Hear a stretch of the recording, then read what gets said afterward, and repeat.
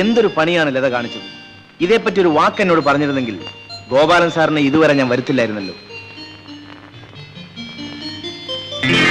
Sorry mister Gopal, hope you are happy. കാശ് ഏതായാലും തിരിച്ചു കിട്ടിയല്ലോ.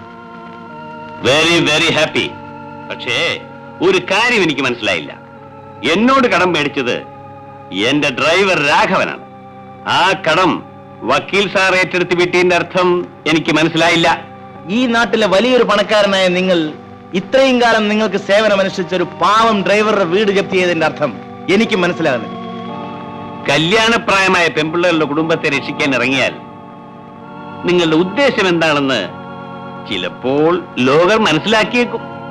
ലോകർ മനസ്സിലാക്കുന്നത് പോട്ടെ, പക്ഷെ മിസ്റ്റർ ഗോപാൽ ഒന്ന് മനസ്സിലാക്കിയാൽ കൊള്ളാം.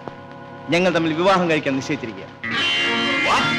അതെ, ഞാൻ ഇൻവിറ്റേഷൻ എത്തിച്ചോളാം.